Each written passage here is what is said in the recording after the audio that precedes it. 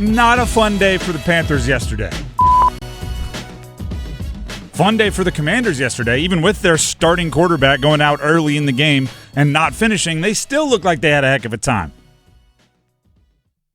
The Commanders' dominating victory ended a lot of hope for me with the Panthers. There are certain things I'm just done with. It's. I don't know if you have one of these, Dennis. I especially had one of these in like my college group of friends. Kind of a flaky friend, but it opened you up to a realm of less disappointment when you just acknowledged they were the flaky friend. Mm-hmm. You stopped banking on them showing up, right? You make plans and you're just like, all right, there's 5 of us making plans here. 4 of us are going to be there. If the 5th shows up, lovely. If not, we weren't expecting him.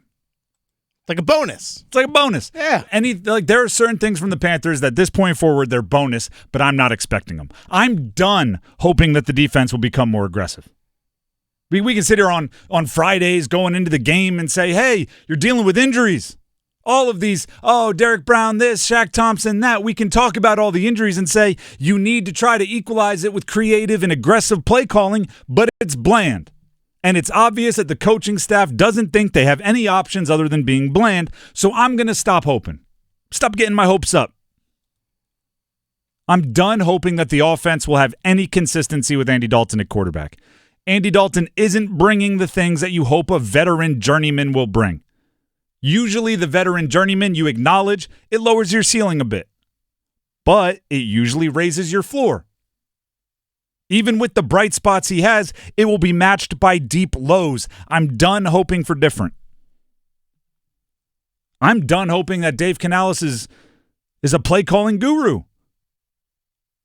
Those offensive gurus, they find ways. He isn't finding a way. Bad games happen. They happen to everybody. They happen to Andy Reid. They happen to Sean McVay. They happen to Kyle Shanahan. Bad games happen. Bad months.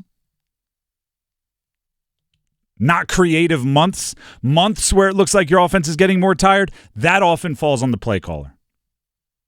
You don't have to be the greatest show on turf out there. You don't have to be the 2015 or 2013, I think it was, Denver Broncos out there, but you need to show that you're getting better and better at finding the best from your team, and they haven't done that. I'm done hoping that Diontae Johnson might be returning next year. That dude is gone because he isn't helping his value here. He isn't being featured here. And when I say here, I mean in Carolina. Let's air the Diontae Johnson clip here, Dennis. Diontae Johnson made it very clear he can't do it all himself. Frustrated, but like I said, I can't play every position on the field and make every play. You know what I'm saying? So everybody got to do their job when it comes down to it. So, but yeah, it's tough, but I just tell myself to keep going regardless. I can't play every position on the field. He's gone. Should they trade him? Should they not trade him? I'm done with you got to sign him in the offseason and keep him. He's not staying. Dave Canales, the head coach, spoke to the media earlier today, not long ago, and he was asked about what it was like to watch the film. Just a humbling film to watch, looking at all phases and the corrections, the fundamental things that we need to improve upon, and just went right to the truth of it, just looking at the film and everybody taking accountability for the different things that we can improve upon in the different areas. So, certainly in all phases, it's tough to look at the truth of what it is, but that's all we got. That's all we can do is look at those things, start with the basics and the fundamentals of it, and just take it head on and attack it again this week in practice. The different things we can improve upon? All of it? Everything? All of it? You just got your doors blown off again.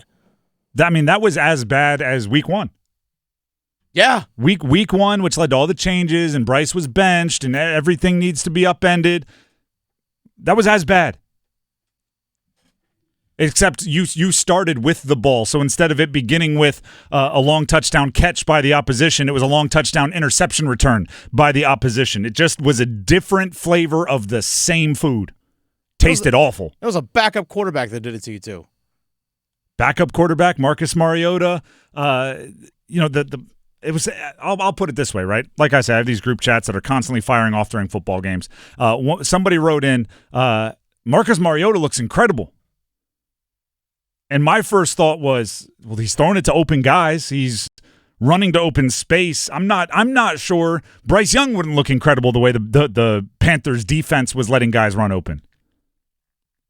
Marcus Mariota played well, don't get me wrong. But it wasn't set on all Madden. Set on rookie mode. I'm done hoping some of these things are going to change because they would have by now. I'm done hoping that they're going to figure it out because they would have by now. That's not to say there's nothing that you can be excited about, right? Just like, I said with the flaky friend, with your friend that you stopped trusting when they say like, yeah, we're going to meet up at the bar at 10. You never bank on them being at the bar at 10, but when they show up at 11, it's still a good time. There are things that you can get excited about. I was excited that the defense seemed to turn over a lot of the playmaking to the young guys. Trevin Wallace, Shaw Smith-Wade, rookies, mid-round rookies, by the way, number 1 and number 3 on the tackle list for the defense. It was actually kind of interesting. I was on WRAL News on TV this morning. Ken, in his ever search for optimism, right, and I give him credit, said, like, what can they build off of? What did they do well? I don't want to say I lied, but I stretched the truth. I said Robert Hunt and Damian Lewis. I'm still a fan of the guards that they brought in this offseason, but offensive line is one of those things that you don't know how well they're doing if other people aren't taking advantage of it. The running game with Chuba Hubbard, 3.1 yards per carry, that's not good enough. Passing game with Andy Dalton, you can give him all day. I wasn't confident he was going to find completions. No. So I still think the interior of the offensive line has ability. Oh, yeah. But there wasn't, it's not like I saw it on the field on Sunday. Mm-hmm. You have to go back, watch the All-22 tape and, look at their footwork and their assignments just to know. So when Ken asked me on WRAL News, on the morning news, what did they do well, I kind of had to go to something that I hoped was happening well, but you couldn't tell 100% because there was nothing else I trusted. And there were very, very few easy pathways to better. Right, a lot of times it's, if this guy makes a catch, everything's different. Or, if this running play doesn't get called back with a penalty, there's none of that. Jadeveon Sanders, very good. The rookies are showing something.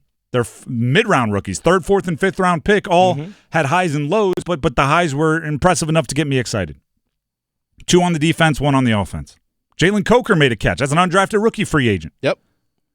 There is no reason, 0 reason, moving forward, why the young guys don't take priority over the veterans for the simple fact of they're the young guys. The veterans have now been given essentially a third of the season, more than a third of the season. More. Nearly half. And there hasn't been anything better.